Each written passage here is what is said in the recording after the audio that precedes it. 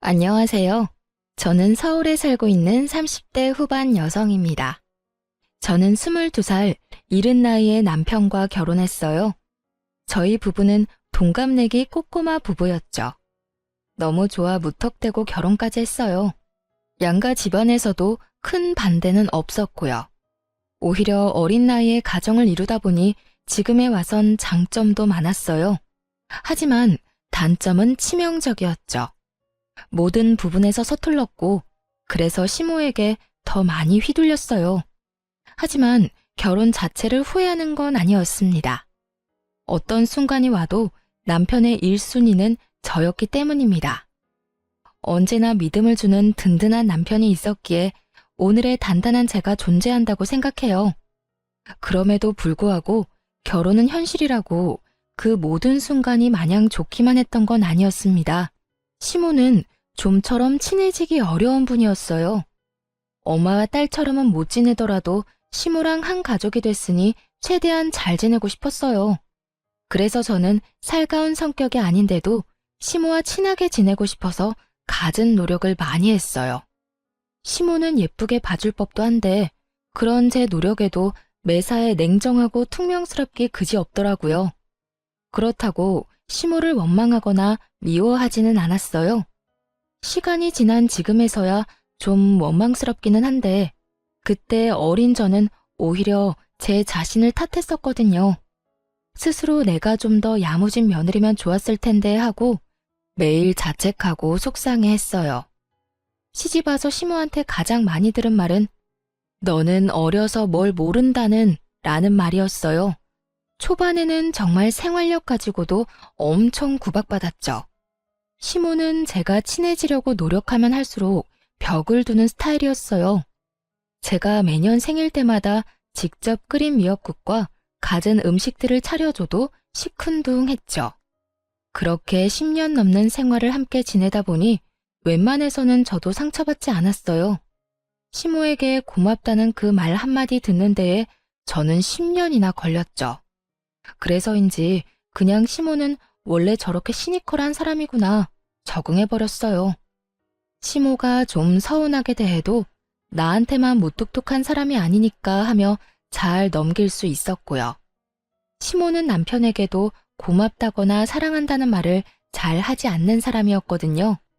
그래서인지 몰라도 남편과 저는 서로에게 사소한 거라도 표현을 더 잘했던 것 같아요. 서로에게 부족한 결핍 같은 걸 굳이 말하지 않아도 느끼고 있었으니까요. 무엇보다 남편이 시모를 언제나 가족처럼 챙겨줘서 고맙다고 말해줄 때면 저에겐 그게 너무나 큰 힘이 됐죠. 이제 40대를 바라보는 저도 이젠 살림왕이 됐고 시모도 예전처럼 저를 혼내거나 윽박지르진 않았어요. 어쩌면 어릴 때는 어린 마음에 시모에게 무조건 잘 보이고 싶었고 예쁨 받고 싶어서 노력하는 바람에 더 못 친해졌는지도 몰라요. 나이 들수록 좋은 모습만 보이려고 애쓰지 않고 오히려 가식 없이 자연스럽게 지냈죠. 제 주변만 둘러봐도 시댁이랑 안 싸우면 다행이었지 시모랑 엄청 살갑게 지내는 사람들은 몇 없더라고요. 그래서 저는 이 정도면 그 흔한 고부 갈등 없이 평범하게 잘 살고 있구나 싶었어요.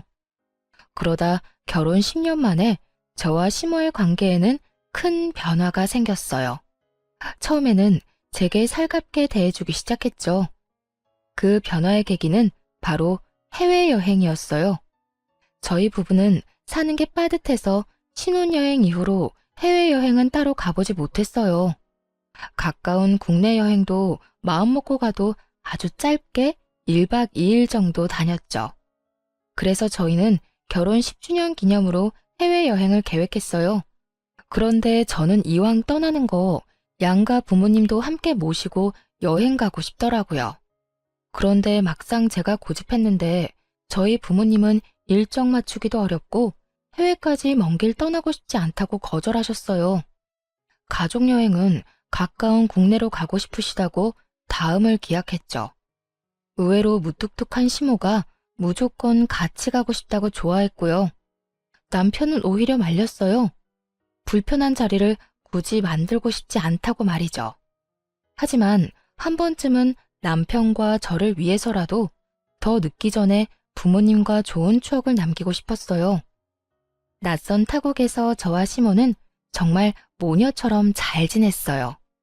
시모는 여행 내내 평소보다 싱글생글 아주 기분 좋아 보였어요.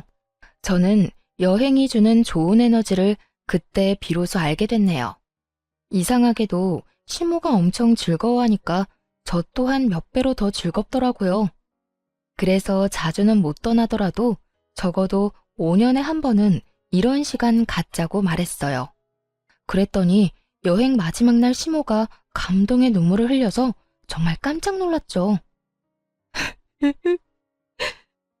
어머님, 왜 그러세요? 우세요? 아이고, 정말 내가 주책이다. 나도 나이가 들긴 들었나 봐. 참으려 해도 도저히 눈물을 참을 수가 없네. 어머님, 혹시 어디가 불편하신 거예요? 불편하긴.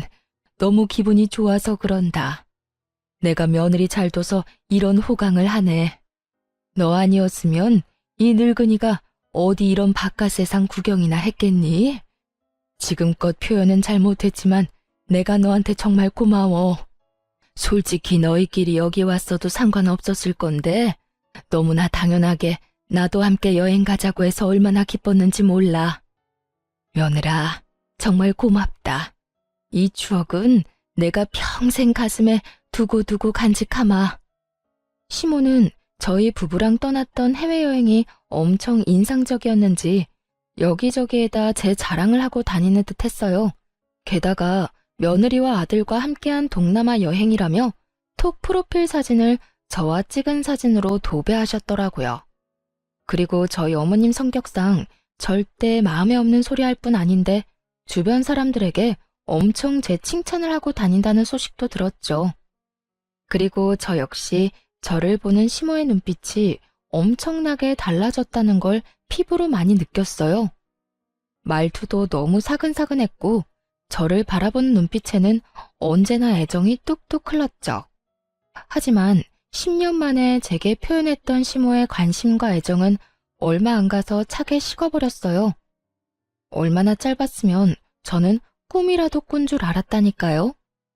집안에 새로운 식구가 들어오고 저는 순식간에 찬밥 신세가 되어버렸죠. 그냥 찬밥이 아니라 차별이라는 단어가 떠오를 정도였다니까요. 그 새로운 식구는 바로 동서였습니다.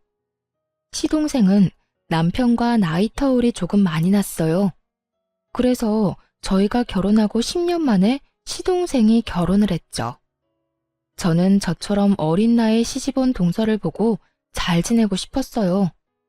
처음 시집 왔을 때 저도 동서처럼 저렇게 맑았고 어렸겠지 하고 생각하니까 막 더 챙겨주고 싶고 마음이 많이 쓰이더라고요. 남편과 제가 시동생을 키우다시피 해서 저 또한 시동생이 남동생 같은 느낌이 있었는데 동서 역시나 어려서 제 여동생 같은 느낌이 들었어요. 그리고 어려서부터 도련님은 제 험난한 결혼 생활을 봐왔기에 문득 동서가 시모랑 잘 지낼지 걱정이 좀 됐나 봐요. 그래서 저에게 동서 잘 부탁한다고 엄청 신경 쓰더라고요.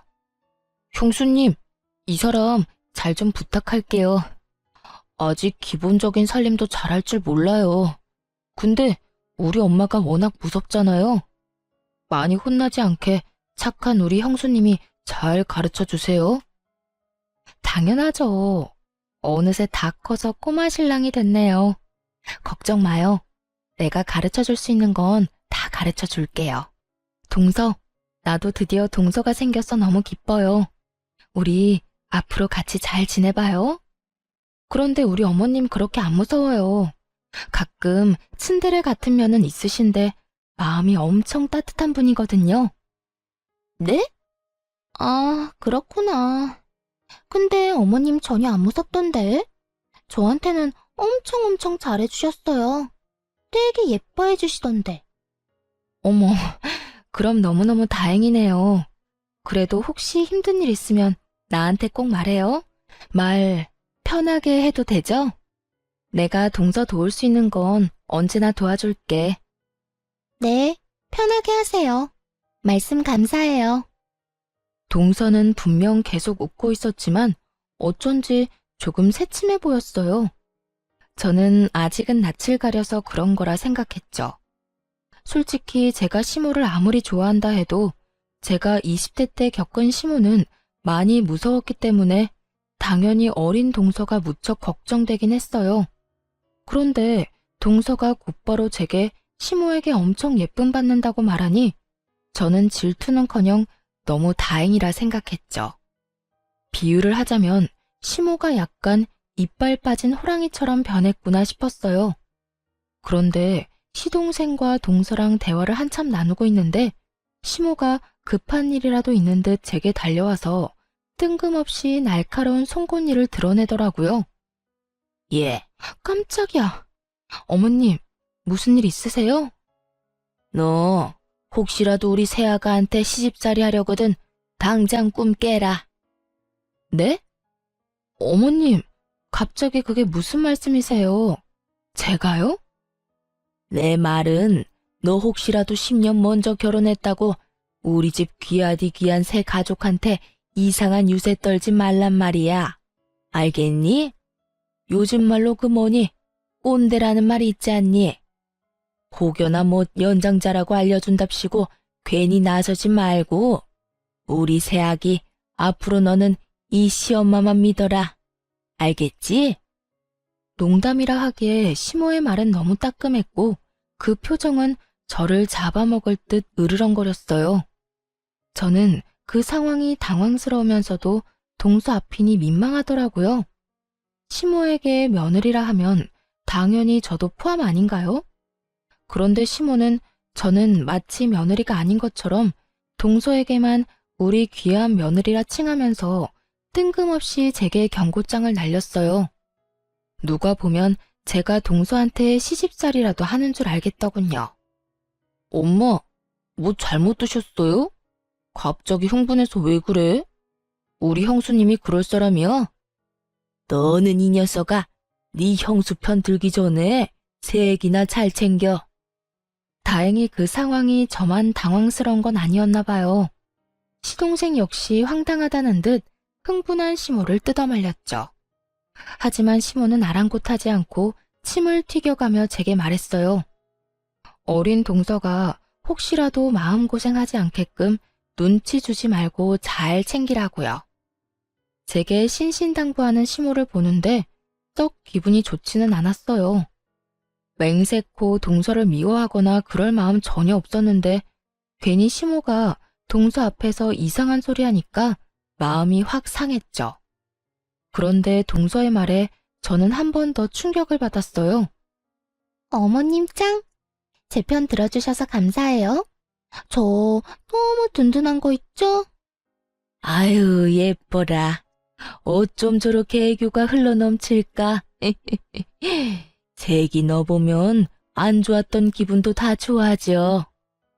분명 그 상황에서 동서가 할 적절한 말이 아니잖아요. 그냥 어려서 그런 거겠지 넘어가기엔 동서의 반응이 너무 이상하고 찝찝했어요. 게다가 동서는 그 상황을 즐기고 있는 듯한 얼굴이었죠.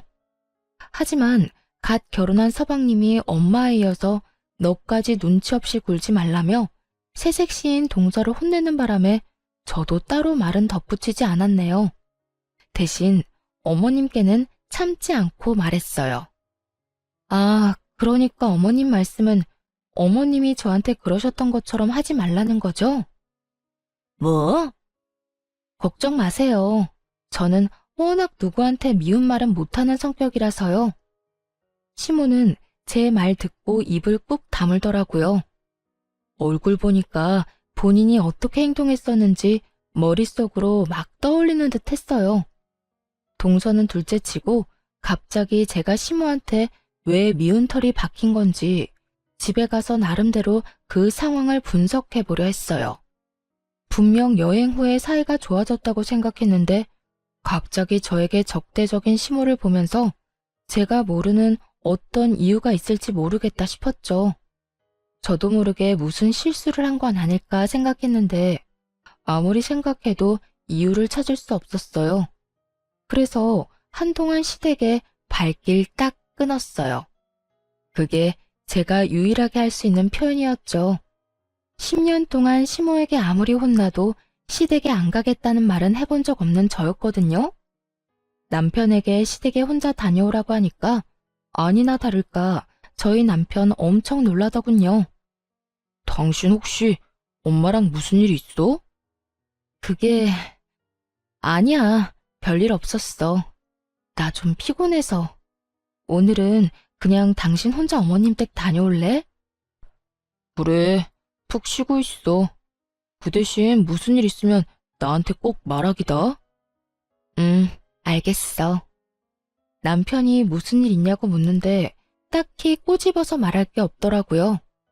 아니, 어머님이 나를 갑자기 이유 없이 미워하는 것 같고, 새로운 동서는 나를 별로 안 좋아하는 것 같다고 말하기엔 너무 유치하고, 제 주장을 뒷받침할 만한 것도 없잖아요. 그래서 답답하지만 아무런 말도 못하고 그냥 넘어갔어요. 저희 남편은 눈치가 빨라서 혹시 나중에라도 무슨 일이 있으면 마음에 담아두지 말고 꼭 얘기하라고 신신당부했죠. 저는 정말 그게 제 자격지심이거나 오해라면 시간이 해결해주겠지 생각했어요. 조금 시간이 지나고 저는 제 마음이 괜찮아졌을 때 시댁에 갔어요. 시모와 동서는 제게 나쁜 의도가 없었는데 제가 그날 좀 많이 예민했던 걸 수도 있는 거니까요. 하지만 그동안 제가 혼자 생각한 게 저의 확대 해석이 아니라는 걸 시댁 가서 확실히 알았네요. 시모와 동서는 이제 대놓고 저를 배제하더군요. 둘은 저를 두고 눈길 한번 말 한마디 안 걸었어요. 그러고 둘이서 주말에 같이 쇼핑 가자, 데이트하자는 둥 둘만 아는 이야기만 계속했죠. 애초에 낄 생각도 없었지만 너무 티나게 저를 무시하는 덕분에 저는 그 자리에 없는 투명인간이라도 된 듯 했습니다. 어머님, 이번 주에 또 백화점 갈까요? 엄청 맛있는 디저트 집이 새로 오픈했대요. 그래? 네가 가고 싶으면 내가 같이 가야지. 역시 어머님 최고. 그럼 저번에 먹었던 솥밥 먼저 먹고 그 다음에는 후식으로 디저트 먹으러 갈까요? 아무렴. 우리 아가 너 하고 싶은 대로 다 해라. 난 네가 좋으면 다 좋아. 요즘 너 때문에 내가 웃는다. 내 친구들이 다 부러워해. 며느리랑 친한 친구처럼 잘 지낸다고 말이야. 진짜요? 저도 친구들이 다 부러워하는걸요?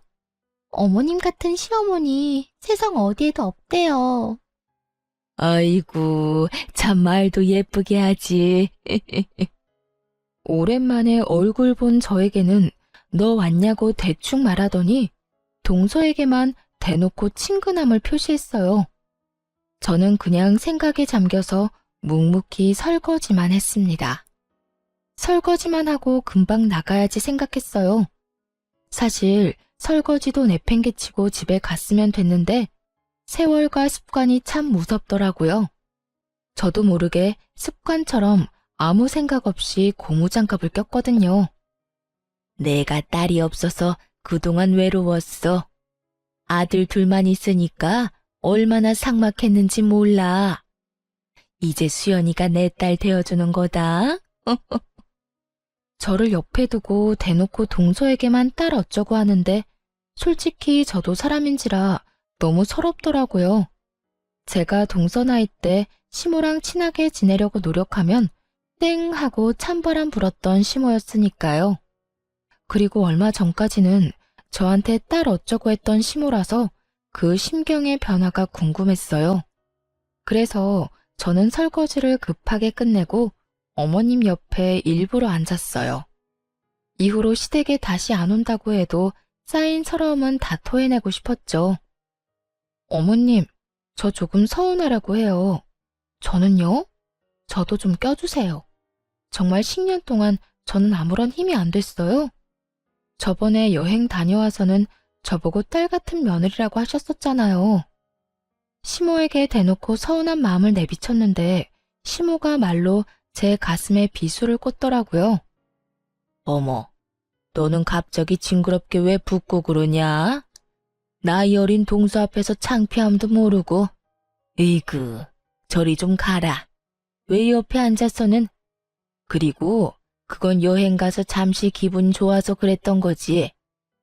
시모는 기겁하며 저를 온몸으로 피했어요. 여행 보내줘서 고맙다고 평생 가슴에 간직하겠다며 울었던 사람은 도대체 어디 갔는지 모르겠더라고요. 저는 이제 더 이상의 노력은 하지 않아야겠다 생각했어요. 잘 지내보려는 내 노력들 다 부질없는 거였구나 싶었고요. 항상 나만 진심이었구나. 아주 머리를 세게 맞은 듯 얼얼한데 그때 구박받는 저를 보고 동서가 푹 하고 웃음이 터지는 게 아니겠어요? 그 순간 동서가 어찌나 얄미웠는지 몰라요. 열받아서 한마디 하려는데 급하게 동서 데리고 자리를 뜨는 시모 때문에 뭐라 말도 못했어요. 그래서 저는 되도록 이런저런 핑계를 대며 만날 기회를 피했어요. 신경 끄고 안 보는 게 최선이라고 생각했거든요. 그냥 저희 남편 한 사람만 바라보면서 둘이 오붓하게 잘 살기로 마음먹었어요. 그런데 시모는 그런 제 마음을 아는지 모르는지 어쩌다 한 번씩 만나는데도 그때마다 제 마음에 어떻게든 생채기를 내려고 작정한 사람 같았어요. 굳이 저와 동서를 비교하면서 저를 깎아내리려 했거든요.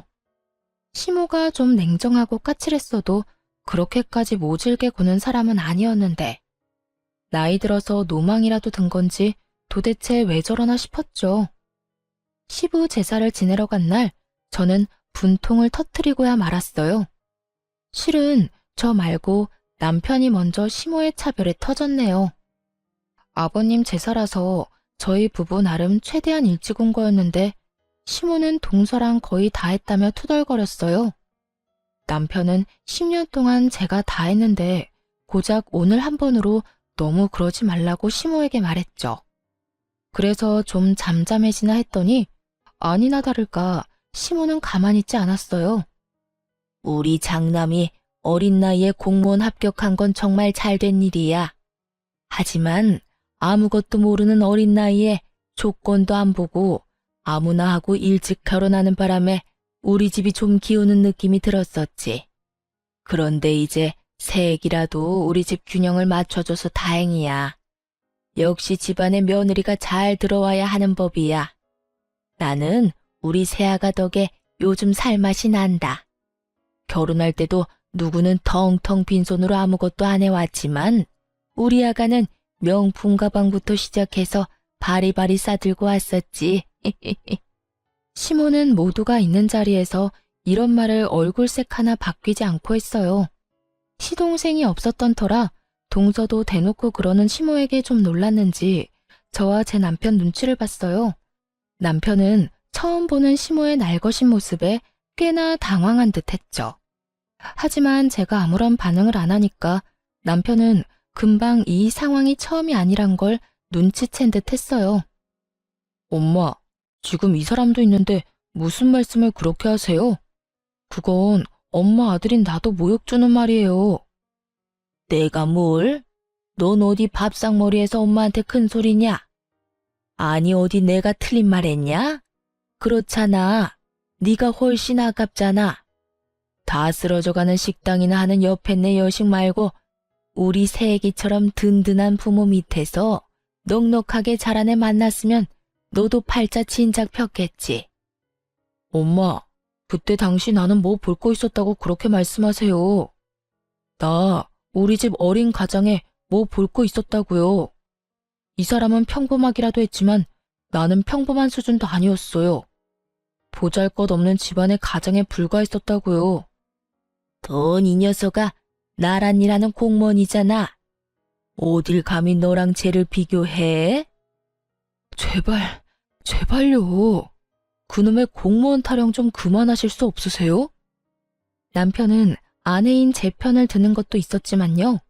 본인 스스로가 시모에게 제일 듣기 힘들어하는 말이 바로 공무원인 내 아들이 최고다 라는 말이었어요. 남편에게는 그럴 만한 사정이 있었거든요. 뭐? 근데 이놈이 오늘따라 왜 이렇게 날카로워? 공무원 합격하기가 어디 쉽냐? 두고 봐. 난 내 무덤까지 가서 그 얘기할 거다. 그렇게 자랑스러운 일을 왜 입막음 하니? 너 설마 결혼한 지 이렇게 오래됐는데 아직 네 부인한테 잡혀 사는 거야? 예, 네가 말해봐라. 네가 네 서방 잡는 거야? 왜 내가 내 아들 칭찬도 마음대로 못하니? 어머님, 저한테 묻지 마세요. 어머님 아들이니까 아들 마음 저보다 잘 아실 거잖아요. 근데 이게? 엄마, 진짜 왜 이러세요? 내가 만약 이 사람한테 잡혀 살았으면 그때 엄마 모시고 다 같이 해외여행이나 갔다 왔겠어요? 그때 여행도 다 이 사람이 저랑 엄마 생각해서 준비했는데 왜 그런 맘들은 모른 척 하시고 이 사람한테 계속 모진 말만 내뱉으세요? 도대체 왜 그러시냐고요? 어머머, 정말 여행 한번 갔다 온 거 가지고 엄청 우려먹는구나. 넌 신랑 앞세워서 이사달 만드니까 좋아? 그깟 해외여행 딱 한 번 가지고 말이야. 엄마, 정말 마지막으로 말씀드리는데 더 이상 후회할 행동하지 마세요. 내가 쟤한테 뭐가 아쉬워서 후회를 해? 참나. 저 사람한테 막대하는 거 저 더 이상 못 참아요. 아무리 엄마라 해도요. 대화가 안 통하는 시모의 남편은 감정을 주체하지 못해서 먼저 가보겠다며 뛰쳐나갔어요. 사실 남편이 제 팔목 잡고 나가려는데 제가 침착하게 할 말이 있다고 남편 먼저 보내고 남았어요. 저도 저지만 이제 남편의 상황을 말해줄 때가 됐다고 생각했거든요. 원래는 남편과 제사 다 끝나고 시모에게 함께 비밀을 밝히기로 했었는데 흥분한 남편은 침착하게 말 못할 것 같아서 제가 혼자 남았어요. 저는 이제는 진실을 알려주고 저와 남편을 지키기로 마음먹었어요. 남편과 저만 아는 비밀이 있었거든요. 제가 그동안 쌓인 말 다 내뱉고 드디어 비밀을 밝히려는데 뒷목 잡고 있는 시모 대신에 동서가 또 눈치 없이 끼어들었죠. 생각해보면 그날 만약 자리에 서방님이라도 있었으면 동서는 그렇게까지 싸가지 없게 끼어들진 못했을 것 같아요. 시동생은 그날 출장 다녀와서 밤늦게 오기로 했었거든요. 형님, 미치셨나봐요, 드디어. 어머님 괜찮으세요? 이제 제가 있으니까 걱정 마세요. 제가 보기엔 어머님 잘못 하나도 없는걸요? 아니 형님, 이렇게 중간에서 모자 사이를 이간질하면 어떡해요? 아주버님은 10년이나 같이 살았는데 형님 본 모습을 아직도 모르시나 봐요. 아이고, 우리 새끼 말 잘한다. 시모는 나서서 자기 편드는 동서를 두둔했어요. 동서는 저번 일로 제게 앙심을 품었는지 아주 눈에 도끼가 피어오르더라고요. 저는 그래서 이번에야말로 동서에게도 따끔하게 제대로 경고해둬야겠다 싶었어요. 그때는 제가 너무 순한 맛으로 굴었으니까요. 동서야말로 뭐 하는 거야 지금? 네? 제가 뭘요? 내가 이간질을 언제 뭘 어떻게 했는데? 내가 납득할 수 있게 내가 이간질한 거 당장 다 말해봐. 그렇잖아요. 어머님이 저 예뻐하니까 질투하고 괜히 남편 앞세워서 어머님 곤란하게 만든 거 아니에요? 말 함부로 하지 마, 동서. 내가 질투했다고? 난 어머님이 나한테 독박으로 일 시키고 구박해도 동서 탓한 적 없어. 오히려 매번 이런 식으로 중간에서 이간질하는 건 동서 쪽 아니야? 아무것도 모르는 척 해맑은 척 하지만 누구보다 다투는 상황 즐기고 있는 것 같아. 매번 묘하게 웃고 있잖아. 아까도 말야. 어머님이 나 무안 주실 때 입꼬리 올라가더라. 동서는 지금 그런 상황들이 웃겨? 소름 끼치니까 제발 그 표정이라도 숨겨주라. 만약 나였더라면 적어도 내가 끼어있는 입장이었다면 말이야. 화해를 도모하려고 노력은 못하더라도 이렇게 이간질은 안 했을 거야. 형님, 제가 언제 웃었다고 그래요? 제가 시원하게 일침 날리자 동서는 전곡을 찔린 것처럼 어버버거리더군요. 그도 그럴 것이 제가 맞는 말만 하니까 꽤나 당황했나 봐요. 동서는 자기가 언제 웃었냐며 목소리가 쥐구멍 들어갈 만큼 작아지더라고요. 그래서 저는 활용점정으로 그들에게 제대로 된 이간질이란 걸 알려주기로 마음먹었어요. 설마 내가 저번에 동서 편 안 들어줬다고 이러는 건 아니지? 어머님, 동서가 그러더군요. 세상에 딸 같은 며느리는 없다고요. 며느리는 며느리래요. 그러니까 어머님도 동서 좀 쉬게 주말에 전화 좀 그만하세요. 오죽했으면 사이 좋지도 않은 저한테 힘들다고 하소연했겠어요? 그게... 어머님, 그런 거 아니에요. 아니 형님, 그걸 지금 여기서 왜 말해요? 그게 정말이냐? 아니 언제는 네가 먼저 주말마다 보자며. 어머님, 그게 아니라요. 아니, 저도 제 시간이라는 게 있잖아요. 너무 자주 연락 주시니까. 기가 막혀서 그래서 겨우 네 형님한테 내 뒷담화 했냐? 저는 동서에게 더 이상 까불지 말라는 눈빛을 쏘아주고 시모에게도 인사도 없이 시댁을 나왔어요. 흥분한 나머지 결국 남편의 이야기는 꺼내지도 못하고 나와버렸죠.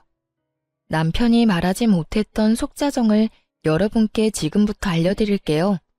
남편은 늘 저와 친정 부모님께 받기만 했다며 미안해했어요. 그런데 시모는 대놓고 제게 모질게 구니까 죄스러워했죠. 남편이 저를 사랑하기도 하지만 그러는 데에는 커다란 이유가 있었어요. 저는 평범한 가정에서 자랐어요. 부모님께서는 오랫동안 한자리에서 식당하는 자영업자이셨죠. 남편과 저는 연애하다가 이른 나이에 사랑만 보고 결혼했어요. 준비 없이 한 결혼이라 저와 남편은 당시에 가진 게 정말 없었죠. 두 몸뚱이와 달마다 받는 각자의 월급이 재산의 전부였어요. 저희는 사회초년생들이었기에 정말 밑바닥부터 시작했죠. 심지어 남편은 시댁의 장남이자 가장이었으니까 더 힘들어했어요. 그럴 때마다 친정에서 크게는 못 도와줘도 항상 살림에 보태라고 가게 식재료 나눠주시고 했어요. 시모는 예단도 제대로 안 해온 집안이라고 저희 집을 비난했지만 남편은 저희 숨통 트이게 해준 게 저희 친정 부모님이라고 생각하고 있었죠. 사실 남편은 시댁 가족들 몰래 공무원을 그만두고 저희 친정 부모님이랑 같이 일하고 있는 상태였어요. 남편 성격에 자기는 친정에 도움받고 있는데 시모는 저를 이유 없이 구박만 하니까 아마 속이 아주 터졌을 거예요. 몇 해 전부터 공무원인 남편의 무기력증은 심해졌어요. 오랫동안 우울감을 토로해서 제가 먼저 일 그만두라 했죠. 공무원 그만두면 당장 뭐 먹고 사냐며 불안해하는 남편에게 저는 애가 없으니 둘이서 어떻게든 먹고 살지 않겠냐며 괜찮다 다독였어요. 남편이 공무원으로 일할 때 정신과도 여러 곳 다녀봤지만 계속 괴로워했었거든요. 그도 그럴 것이 남편의 직장에 계속해서 마찰하는 상사가 있는 듯 했어요. 남편은 선택권 없이 고등학교 졸업하자마자 대학 대신 공무원 시험을 택했어요. 갑자기 시부가 돌아가시고 어린 동생과 엄마를 책임져야 했으니까요. 늘 어깨가 무거웠던 남편은 어린 나이에 공무원 시험 합격해서 지금까지 군말 없이 일했어요. 그래서 얼마나 스트레스가 많았을지 저로서는 가늠도 안 갔죠. 그런 남편의 사정을 알았기에 저는 혹여나 남편을 잃을 수도 있겠다 겁도 났던 것 같아요. 그래서 자신 있게 공무원 그만두라고 했어요. 결혼하고 남편 호봉 충분히 올랐을 때 저는 회사를 그만둬서 전업주부였지만 10주년 가족 여행도 남편을 위해 비용을 제가 다 낸 거였어요. 주부인 제가 그 큰 돈이 어디서 났는지 궁금하시죠? 바로 부모님 김치 공장에서 일을 하면서 벌었어요. 친정 부모님은 남편만 괜찮으면 같이 일하자고 제안하셨죠. 저희 부부는 친정 부모님 덕에 위기를 기회로 바꿀 수 있었습니다. 부모님 평범하게 식당 한다고 했는데 갑자기 웬 김치 공장인지 궁금하시죠? 사실 부모님 식당 단골 손님 중에 엄마 김치 맛에 빠진 사람이 있었거든요. 정말 수년 동안 엄마께 제발 식당 접고 김치 사업 좀 같이 하자고 설득했대요. 엄마는 처음에는 사기꾼인 줄 알아서 듣는 둥 마는 둥 하셨어요. 자기 김치보다 맛있는 집이 널렸는데 어디서 사기치려고 매번 저러는지 모르겠다고 경계하신 거죠. 그러다 코로나 시기를 겪으면서 식당은 좀처럼 회복되지 않았어요. 발길이 끊긴 단골들이 많았는데 변함없이 찾아오는 단골 중 한 명이 그 투자자였어요. 결국 부모님은 그 사람을 믿어보기로 하셨고 김치 사업 열어서 1년 만에 대박이 난 거죠. 시모는 장남이 공무원이라는 사실에 무척 심취해 있는 사람이었고 만에 하나라도 그만두면 큰일 날 것처럼 굴었어요. 그래서 저희는 좀 자리 잡을 때까지 남편 퇴직한 거 비밀로 하기로 했어요.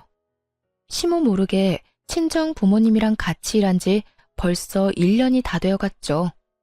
그래서 전보다 여유로워진 저희는 시모가 살고 있는 전셋집도 차차 사들이자고 했었어요.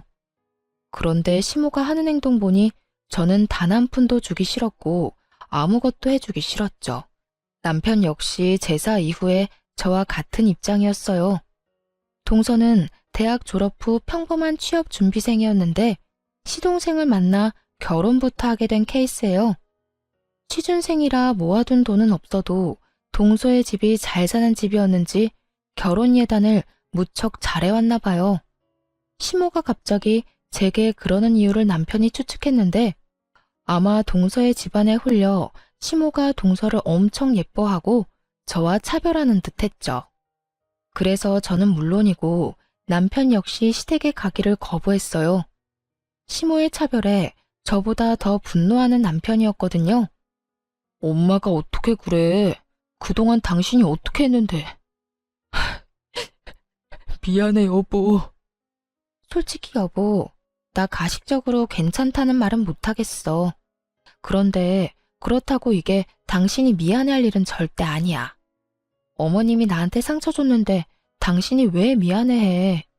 그리고 엄청 못된 남편이었으면 구박받아도 무조건 시댁 가라고 했을 텐데 당신은 나한테 단 한 번도 그런 적 없잖아. 오, 당신 다시는 우리 엄마 집 안 가도 돼. 나 앞으로 엄마 얼굴 안 보고 살아도 된다고. 솔직히 나도 엄마 얼굴 보기 싫은데 당신은 오죽하겠어? 엄마가 당신한테 그러는 건 나한테 그러는 거랑 똑같아. 그랬더니 시모는 아들 통 얼굴 못 봐서 아쉬웠는지 제게 연락을 취하더군요. 혹시 우리 장남한테 무슨 일이 있냐? 동네 전화도 안 받고 얼굴 안 본 지도 오래됐고. 아니 너라도 나서서 나한테 연락해서 내 아들 소식 전해주고 해야지. 이건 뭐 며느리인지 남인지 모르겠구나. 어머님이 먼저 저한테 남보다 못하게 대하셨으니까요. 어떻게 그때 그런 일 있었는데 사과 한마디 없이 아무 일 없었다는 듣고세요? 어머님이 저를 대놓고 미워하는데 남편 마음은 괜찮겠어요? 저 이제 어머님 전화 와도 안 받을 거예요. 이만 끊겠습니다. 제가 퉁명스럽게 전화를 받자 갑자기 수화기 너머로 동서 목소리가 들렸어요. 벌써 둘이서 화해했는지 또 같이 있는 모양이더군요. 시모 대신 제 전화를 받겠다고 나서더라고요. 형님, 제가 듣다 참을 수 없어서 말해요. 어머님한테 왜 이렇게 건방지세요? 뭐라고? 지금 동서가 끼어들 일이 아니야. 어디 감히 전화를 바꿔봤니? 너 정말 개념도 예의도 아주 밥 말아먹은 애구나. 말 함부로 하지 말죠. 제가 어머님 딸이나 마찬가지라서 직접 나서는 거예요. 그리고 솔직히 결혼한 지 10년이 넘었는데 형님 아직도 애가 없는 것도 너무 이상해요. 사실대로 말해봐요. 무슨 문제 있죠? 혹시 그때 말하려던 비밀이 임신 관련 비밀 아니에요? 아니, 진작 손주라도 안겨드렸어야지 어머님이 예뻐하죠. 예뻐할 일을 했으면 어머님이 이러셨을까요? 너 단단히 미쳤구나. 그래, 맞다. 예뻐할 구석이 없어, 쟤는. 얘, 너 병원은 가봤니? 미친 건 너야. 어디 우리 장남대를 끊으려고 해? 동서와 시모는 한 전화기에 대고 동시에 저를 공격했어요. 임신 이야기는 여자라면 누구에게나 예민한 주제인데 그렇게 함부로 얘기하는 동서를 보고 일반적인 사람은 아니구나 싶었죠. 저는 너무 기가 막혀서 전화를 확 끊어버렸습니다. 녹음 잘 되어 있길래 당연히 서방님한테 녹음본 보냈어요. 아무리 그래도 한참 윗사람인 제게 어머니 앞세워서 이러면 안 된다고요. 그래도 시동생은 정상이라서 제게 정말 미안하다고 사죄하더군요. 와이프 단돌이 잘하겠다면서요. 저는 그냥 더 이상 스트레스 받기도 싫어서 전화번호 바꾸고 거기까지만 하려고 했어요. 남편 공무원 그만뒀고 부모님 사업 잘 풀렸고 지금에서야 남편이 어디에 일하는지는 아예 말도 안 꺼내려고 했고요.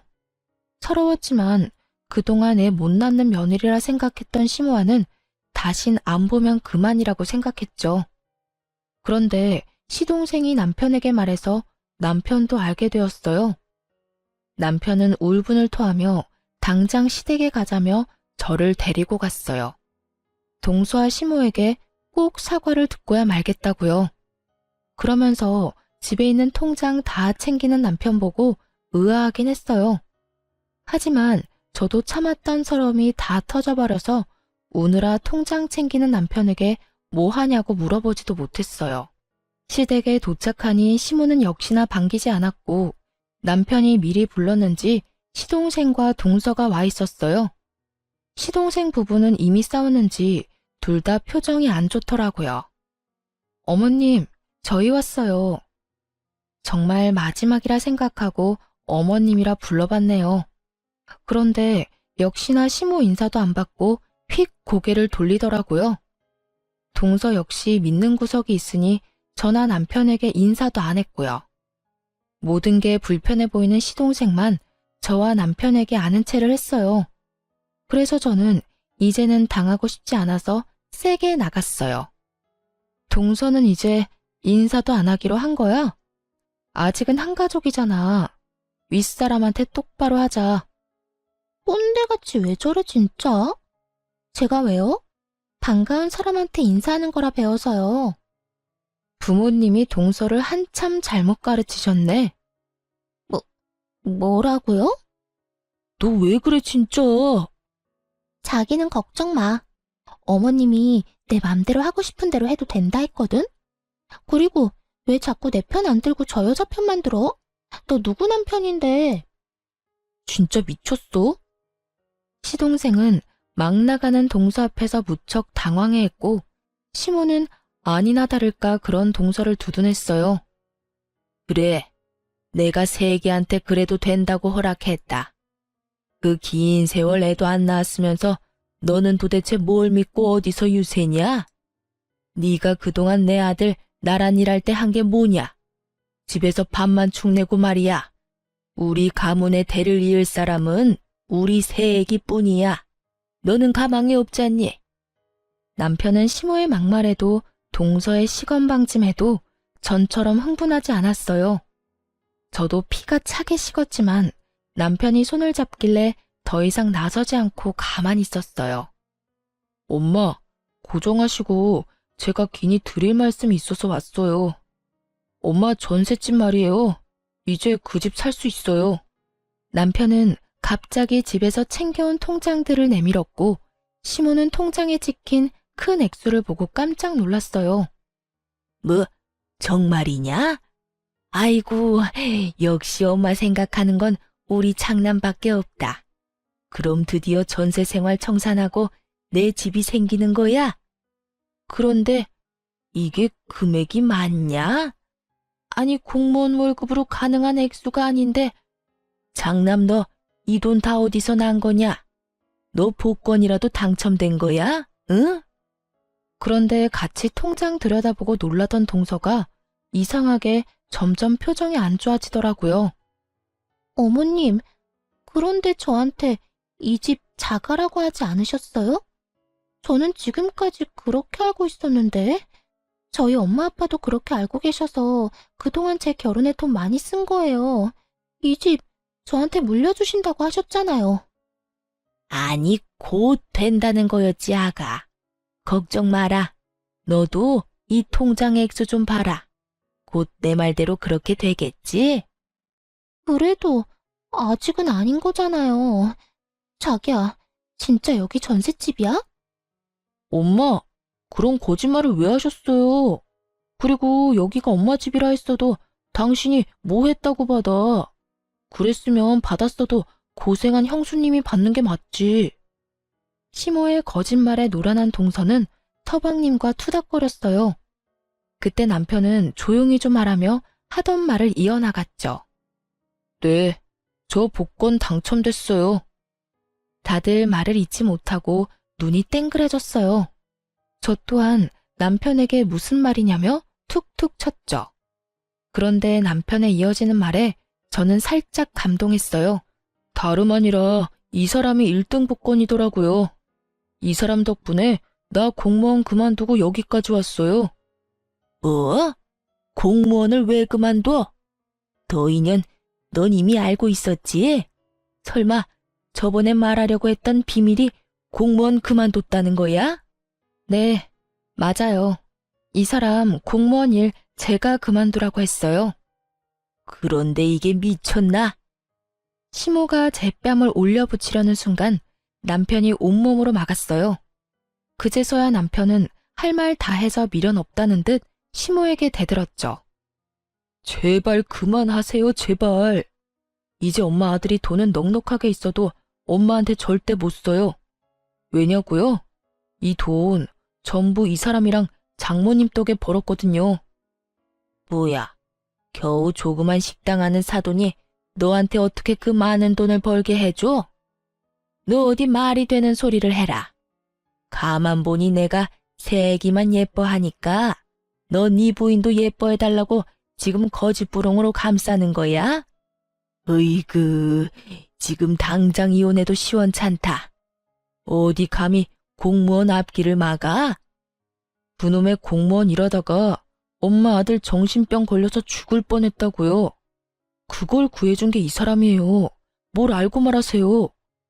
이어서 남편이 김치 사업이 대박난 이야기를 하니 시모는 할 말을 잃고 입을 떡 벌리곤 한참을 멍하니 있었어요.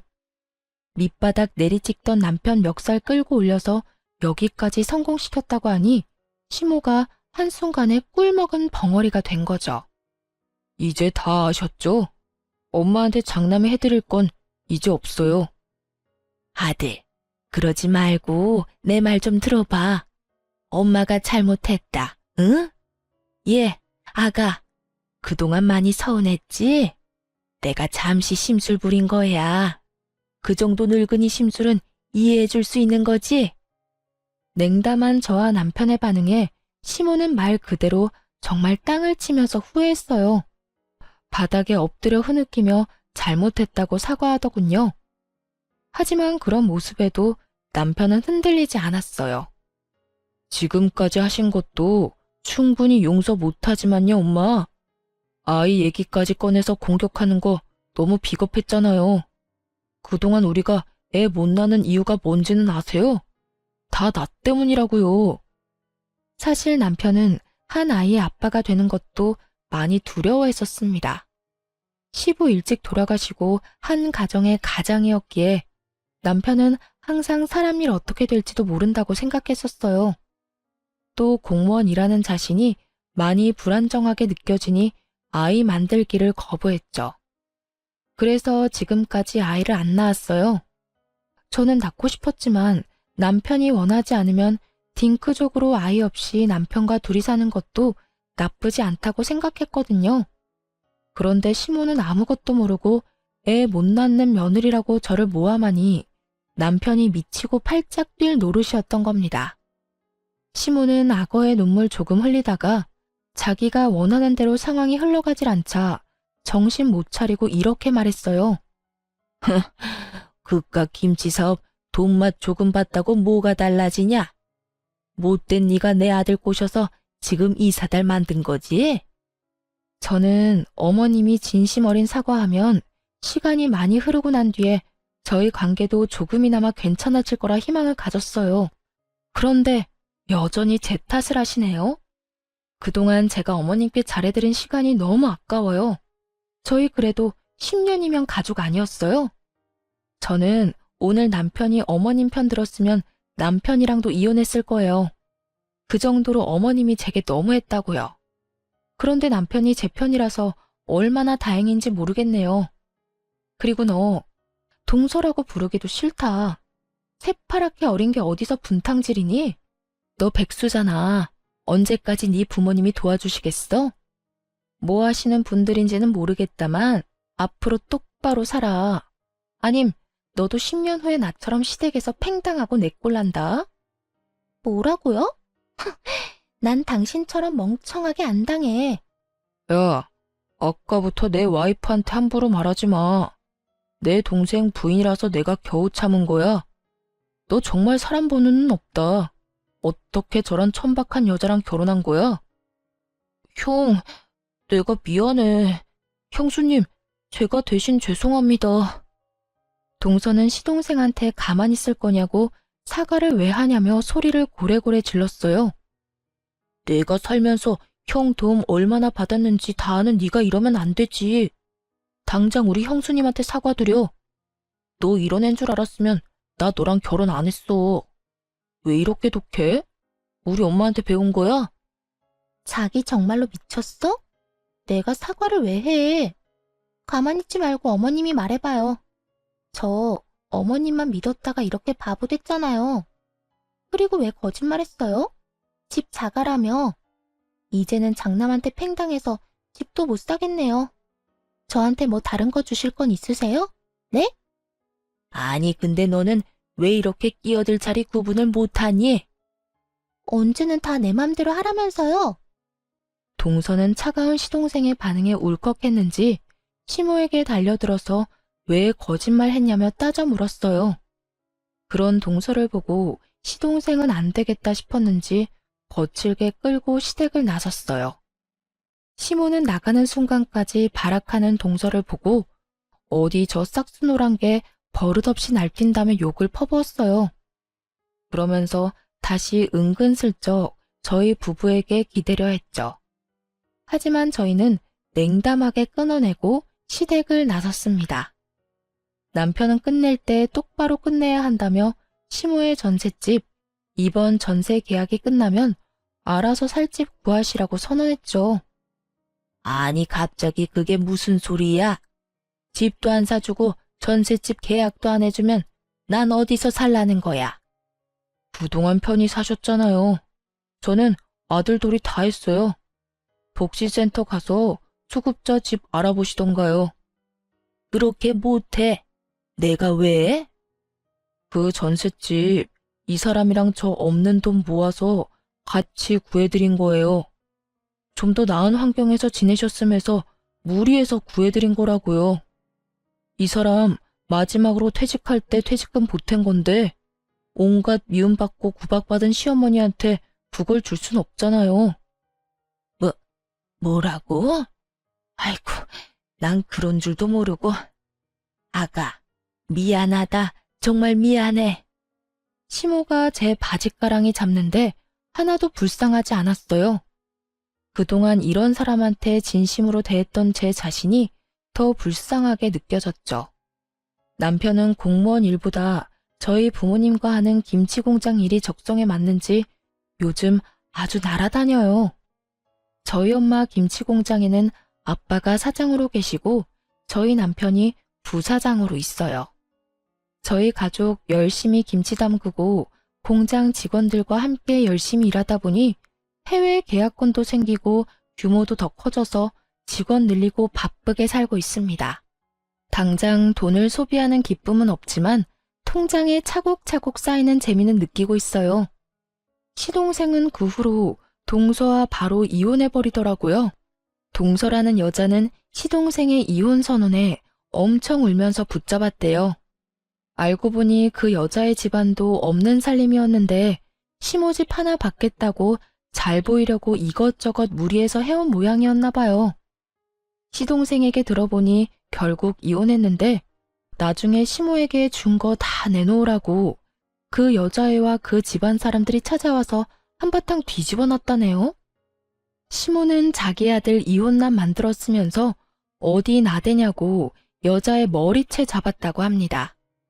재산 쥐뿔도 없는 집안인 거 뒤늦게 알고 시모도 엄청 분노했다고 하네요. 결국 시모는 받았던 예단도 다 빼앗기고 전셋집도 없어져서 한순간에 빈털터리가 됐어요. 아쉬울 게 많은 시모는 뒤늦게 저희 남편에게 얼굴 좀 보고 지내자며 다시 예전처럼 지내고 싶다고 찾아왔어요. 저희 부부가 전화번호를 바꿨는데 시동생이 바뀐 번호도 안 가르쳐줬다면서요. 엄마, 2번 다시는 저 찾아오지 마세요. 제가 후회할 일 만들지 말라고 했잖아요. 몇 번이나 그만하라고 애원할 때는 안 들으시더니 저까지 이혼남 만들고 싶으면 이렇게 또 찾아오시고요. 오늘 이후로 엄마 얼굴 보이는 순간 저 공장이고 결혼 생활이고 다 포기하고 이 사람이랑 이혼 후에 엄마한테 갈 거니까 그렇게 하세요. 그럼 난 엄마 옆에서 아르바이트나 하면서 평생 살아야죠. 시모는 그 말에 엄청 충격받았는지 더 이상 남편에게 매달리기를 포기하고 시동생이랑 그저 조용히 살고 있습니다. 따지고 보면 제일 잘못 없는 시동생만 벌받고 있는 것 같네요. 착한 시동생은 이혼하고도 시모를 버리지 않고 모셨어요. 자기가 버리면 결국 형이 엄마를 모셔야 할 테니 자기가 모시겠다고요. 그리고 이렇게 말해줬어요. 형수, 형, 둘만 생각하고 행복하게 살아요. 엄마는 내가 알아서 할게요.